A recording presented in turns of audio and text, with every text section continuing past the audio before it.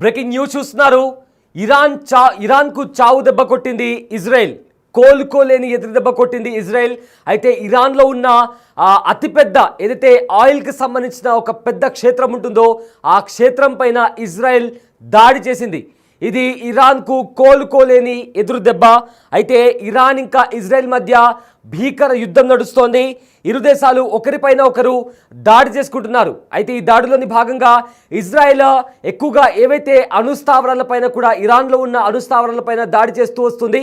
అయితే big screen పైన దానికి సంబంధించిన విజువల్స్ కూడా మనం చూస్తున్నాం. అయితే ప్రపంచంలోనే అతిపెద్ద గ్యాస్ క్షేత్రంపై దాడి చేసింది ఇరాన్. అయితే ఇరాన్లో ది సౌత్ ఫోర్ట్ క్షేత్రంపై కూడా బాంబులతో దాడి చేసింది ఇజ్రాయెల్. దానికి సంబంధించిన విజువల్స్ బిగ్ టీవీ స్క్రీన్ పైన మీరు ఎక్స్క్లూజివ్గా చూడొచ్చు. అక్కడ దాడి జరిగిన తర్వాత పెద్దగా పేలుళ్లు సంభవించాయి అండ్ పెద్దగా మంటలు కూడా ఎగిసిపడి అక్కడ దట్టమైన పొగలు కూడా అలుముకున్నాయి. అయితే ఒకసారి ఇజ్రాయెల్ ఆ దాడి చేసి గ్యాస్ స్టేషన్ పైన దాడి చేసిన తర్వాత ఎలాంటి దృశ్యాలు అక్కడ నెలకొన్నాయో ఒకసారి ఆ విజువల్స్ చూద్దాం.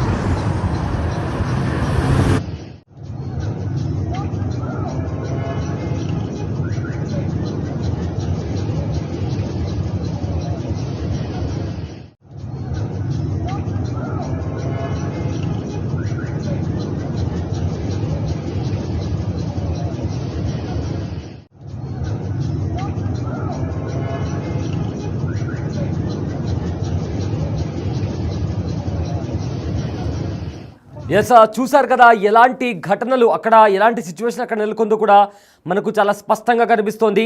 అయితే ఇరాన్ను చావు దెబ్బ కొట్టింది ఇజ్రాయెల్. ప్రపంచంలోనే అతిపెద్ద గ్యాస్ క్షేత్రంపై దాడి చేసింది. అయితే ఇరాన్లోని ది సౌత్ ఫార్స్ క్షేత్రంపై బాంబులతో దాడికి దిగింది ఇజ్రాయెల్. అదేవిధంగా మిసైళ్లతో కూడా మిసైళ్ల దాడితో బాంబుల్లాగా ఆ గ్యాస్ ట్యాంకర్లు కూడా పేలుతున్నాయి. అయితే ఆ ఒక్కచోటే 12 మిలియన్ క్యూబిక్ మీటర్ల గ్యాస్ నిల్వ ఉంది. ఎగ్జాక్ట్గా అక్కడే ఇజ్రాయెల్ దాడులు చేసింది. అయితే ఈ కేంద్రం నుంచే ఇరాన్కు 66% గ్యాస్ సరఫరా అవుతుంది. అదేవిధంగా పలు దేశాలకు 77 మిలియన్ టన్నుల గ్యాస్ సరఫరా చేస్తుంది ఇరాన్. అయితే అణుశుద్ధి కేంద్రాలపై కూడా ఇప్పటికే దాడి చేసింది ఇజ్రాయెల్. గ్యాస్ నిల్వ కేంద్రంపై దాడితో ఇరాన్కు ఆర్థికంగా చావు దెబ్బ అని చెప్పుకోవచ్చు. అయితే విద్యుత్ సంక్షోభాన్ని ఎదుర్కొంటుంది ఇరాన్. సో ఇప్పటికే ఇజ్రాయెల్ దాడుల దెబ్బకు ఇరాన్ కూడా దిగొచ్చింది. ఇజ్రాయెల్ దాడులు ఆపేస్తే తాము కూడా ఆపేస్తామంటూ కూడా ఇరాన్ విదేశాంగ మంత్రి అబ్బాస్ కూడా ఇప్పటికే ప్రకటించారు. అయితే ఇరాన్ ఇంకా ఇజ్రాయెల్ మధ్య పరస్పరంగా దాడులు చేసుకుంటున్నాయి. సో ఇప్పటికే ఇరాన్ కూడా చెప్పినంత పని చేసింది. ఇజ్రాయెల్పై అత్యాధునిక మిసైల్స్ ప్రయోగించింది ఇరాన్. అయితే ఆ దేశానికి చెందిన ఇప్పటికా ఇజ్రాయెల్ పైన ఏదైతే కొన్ని మోడర్న్ మిసైల్స్తో కూడా దాడి చేసింది. అయితే ఆ దేశానికి చెందిన ఒక న్యూస్ ఏజెన్సీ అంటే ఒక ఇంటర్నేషనల్ ఏజెన్సీ కూడా ఈ విషయాన్ని ధృవీకరించింది. ఆదివారం ఇరాన్ జరిపిన మిసైల్ దాడిలో హాజ్ ఖాసిమ్ గైడెడ్ బాలిస్టిక్ మిసైల్ను కూడా వినియోగించారు. ఇరాన్ రక్షణ మంత్రి అజీజ్ నసీర్జాదా మే 4న ఓ కార్యక్రమంలో మాట్లాడుతూ తమ వద్ద సరికొత్త బాలిస్టిక్ మిసైల్ సిద్ధమైందని కూడా ప్రకటించారు. అది అమెరికా థర్డ్ ఏదైతే ఆ మిసైల్ వాళ్ళు తయారు చేశారో అది ఎలాంటి టార్గెట్ అయినా ఛేదించగలదంటూ కూడా వాళ్ళు ప్రకటించారు. అయితే ఈ సరికొత్త మిసైల్ రేంజ్ 1200 కిలోమీటర్లుగా ఉంటుందంటూ కూడా ఇరాన్ పేర్కొనింది. దీన్ని వార్ హెడ్ తన గమనాన్ని మార్చుకోగలదని, అందుకే ఎయిర్ డిఫెన్స్ వ్యవస్థలను ఛేదించిందని కూడా వెల్లడించింది. దీనిని IRGC Quds force general Qasem Soleimani పేరు పెట్టినట్లు కూడా చెప్పింది. కాకపోతే దీన్ని ఖచ్చితంగా ఏ ప్రదేశంపై ప్రయోగించిందో మాత్రం ఇంకా వెల్లడించలేదు. అయితే నిన్న రాత్రి ఇరాన్ జరిపిన మిసైల్ దాడుల్లో 200 మంది గాయపడ్డారని ఇజ్రాయెల్ ప్రభుత్వం వెల్లడించింది. అదేవిధంగా బెట్ యో ప్రాంతంలో దాదాపు 37 మంది ఆచూకీ గల్లంతైందని ఆ దేశ మీడియా కూడా పేర్కొనింది. ఇక ఇరాన్తో మొదలైన సంక్షోభం కొద్ది రోజుల్లో ముగిసే విషయం కాదని కూడా అమెరికా అదేవిధంగా ఇజ్రాయెల్ అధికారులు కూడా వెల్లడించారు. దీనికి కొన్ని వారాల సమయం పట్టొచ్చన్నారు. అయితే ఇజ్రాయెల్ చేపట్టిన ఆపరేషన్కు అమెరికా అనుమతి పరోక్షంగా లభించినట్లు కూడా వారు పేర్కొన్నారు. సో దీంతో ప్రజెంట్ 2 దేశాల మధ్య భీకర పోరు నడుస్తోంది. అయితే ఇరాన్ ఇజ్రాయెల్ దేశాల మధ్య యుద్ధం పీక్స్కు చేరింది. ఆపరేషన్ రైజింగ్ లయన్ పేరుతో ఇజ్రాయెల్ భీకర దాడులను చేస్తుంది.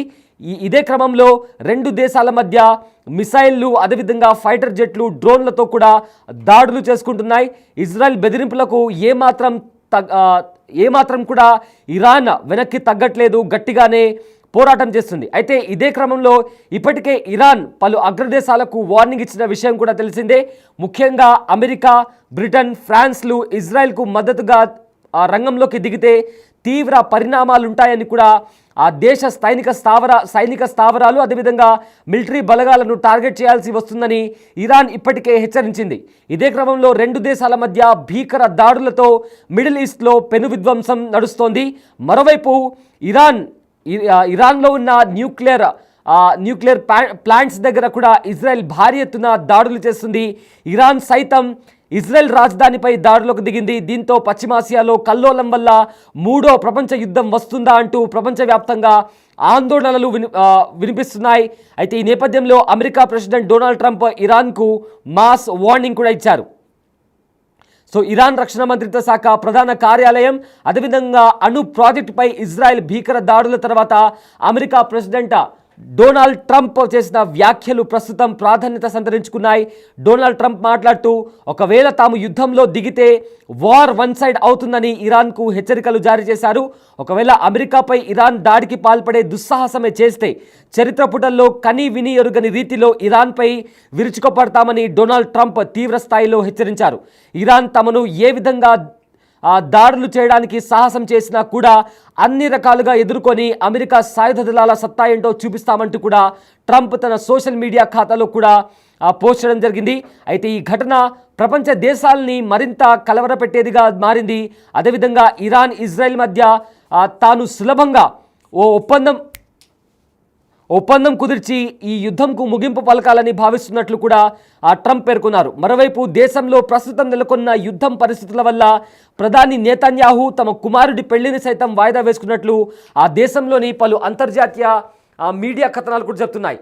ఒకసారి విజువల్స్ మనం చూసుకోగలిగితే బిగ్ టీవీ స్క్రీన్ పైన అక్కడ జరిగిన దాడుల వల్ల ఏ రకంగా మంటలు ఎగిసిపడుతున్నాయో కూడా చాలా స్పష్టంగా మనకు బిగ్ టీవీ స్క్రీన్ పైన కనిపిస్తుంది. అయితే ఒకసారి ఆ విజువల్స్ ఒకసారి చూద్దాం.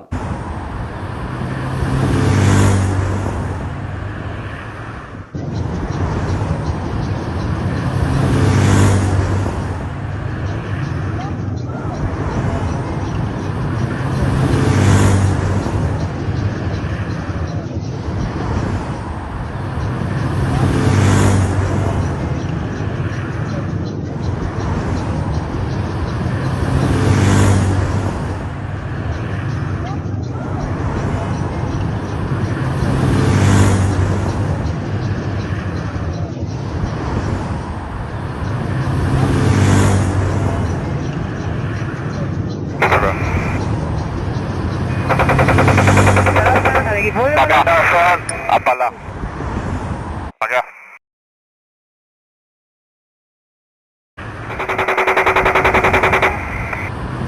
No.